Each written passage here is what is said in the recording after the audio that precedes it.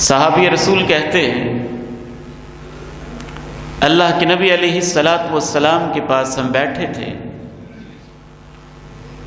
کچھ انصاری لوگ آئے، کہنے لگے ان بعیر لنا قد ند یا رسول اللہ صلی اللہ علیہ وسلم، اے اللہ کے پیارے نبی، ہمارا ایک اونٹ سرکش اور باغی ہو چکا ہے، قریب آنے کا نام نہیں لیتا، جو پاس جاتا ہے اس پہ حملہ کرتا ہے، آپ تشریف لائیے، اس کا کوئی حل، کوئی ہمارے مسئلے کا حل ہو جائے۔ جناب رسول اللہ صلی اللہ علیہ وسلم اس انصاری صحابی کے باغ میں تشریف لے جاتے ہیں، جو ہی آپ اس کے باغ میں پہنچتے ہیں وہ انصاری صحابی پھر ڈر جاتا ہے، کہتا ہے انا نخاف علیک صولتہ، اے اللہ کے پیارے نبی علیہ السلام، ہمیں ڈر لگتا ہے یہ اس قدر باغی ہے کہیں آپ پر حملہ نہ کر دے۔ آپ فرماتے ہیں لیس علی منہ بأس، یہ اونٹ ہر کسی پہ حملہ کر سکتا ہے، مکہ کے سرتاج اور نبیوں کے امام پہ حملہ نہیں کر سکتا۔ آپ نے کہا تعال، ادھر آؤ، اونٹ کو آواز دی، تعال ادھر آؤ، فطأطأ رأسہ، اونٹ نے اپنے سر کو جھکا دیا، بغاوت، سرکشی، اس کا ضد، اس کی عناد وہیں پہ دم توڑ گئی، سر جھکایا، مسند احمد کی حدیث ہے، سر جھکاتے ہوئے آگے بڑھا، اللہ کے پیارے نبی علیہ الصلاۃ والسلام کے پاس پہنچا، اور بعض روایات میں آتا ہے فخر ساجدا بین یدیہ، اللہ کے پیارے نبی کے سامنے آ کے سجدے کی کیفیت میں نیچے گر پڑا، آپ نے لگام لی، فخطمہ ودفعہ الی اصحابہ، اس کو لگام ڈالی، لگام ڈال کے اس کے مالک کو دے دی، اور وہ پہلے کی طرح بالکل مطیع اور فرما بردار ہو کر واپس چلا گیا۔ اونٹ بھی پہچانتا تھا کہ آپ اللہ کے رسول ہیں۔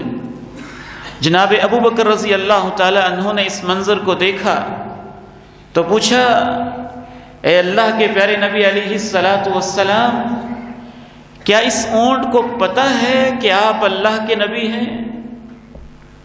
کیا یہ اونٹ جانتا ہے کہ آپ اللہ کے نبی ہیں؟ اس موقع پہ آپ نے یہ تاریخی جملہ کہا ما بین لابتیہا احد الا وهو يعلم انی نبی الا کفرۃ الجن والانس۔ مدینہ منورہ کے ان دو وادیوں کے درمیان جتنی مخلوقات ہیں سب جانتی ہیں کہ میں اللہ کا نبی ہوں، اگر میری نبوت کو نہیں جانتے تو وہ نہیں جانتے جو جنوں اور انسانوں میں سے بے ایمان اور کافر ہیں۔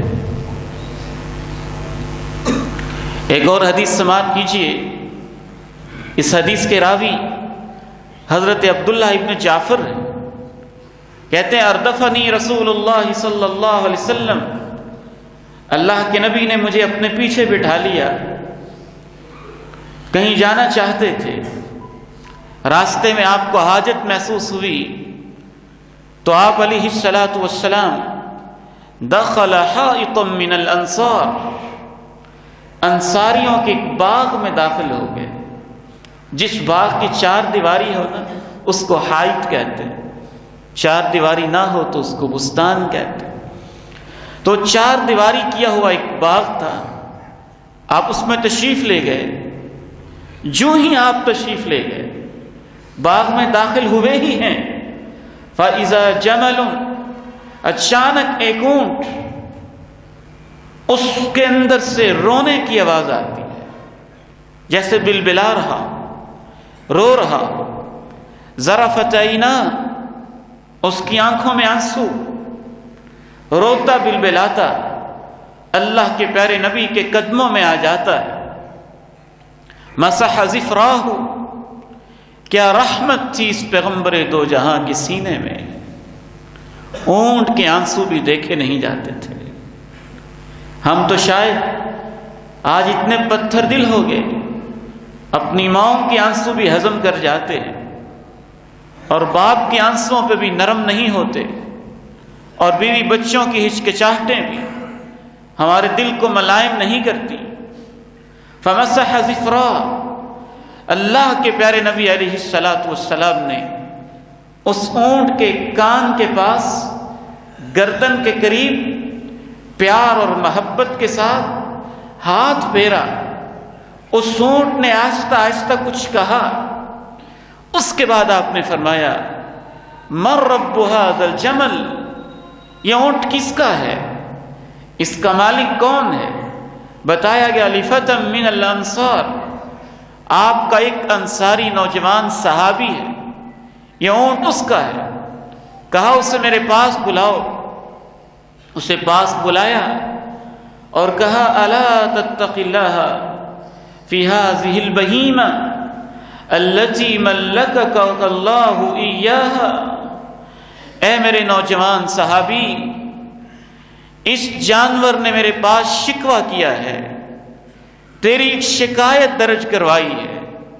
انک تجیعہ وتتعبہ، اس کی آنکھوں میں آنسو، اس کے دل میں دھڑکن، اس کے سینے سے رونے کی آتی ہوئی آواز، اور بلبلا کے آنسوؤں کے ساتھ اس نے مجھے کہا اے اللہ کے پیارے نبی، میرا جو مالک ہے وہ مجھ سے کام زیادہ لیتا ہے، چارہ کم کھلاتا ہے، سارا دن کام پہ رکھتا ہے، تھکا دیتا ہے. جب چارہ ڈالنے کی باری آتی ہے بخل سے کام لیتا ہے، بہت کم ڈالتا ہے. اے میرے نوجوان صحابی، اس بے جان اور بے زبان جانور کے بارے میں کیا تو اللہ سے ڈرتا نہیں ہے؟ الا تتقی اللہ فی هذه البہیمہ التي ملکک اللہ ایاہا. اس جانور کے بارے میں تیرے سینے میں اللہ کا کوئی خوف نہیں ہے، اللہ کا کوئی ڈر نہیں ہے. اللہ کے پیارے نبی علیہ الصلاۃ والسلام تو اس جانور پر بھی شفقت فرماتے تھے. ہم نے جائزہ لینا ہے. ہم اپنے ملازمین کے ساتھ، اپنے خدام کے ساتھ، اپنے ماتحت افراد کے ساتھ، وہ بے زبان جانور بھی روتا ہے کہ میرا مالک کام کتنا لیتا ہے اور چارہ کتنا کھلاتا ہے، اور اگر یہ بے زبان ہمارے ختم و حشم اللہ کی عدالت میں ہمارے خلاف مدعی ہو گئے تو وہاں تو ہمیں حساب چکانا ہی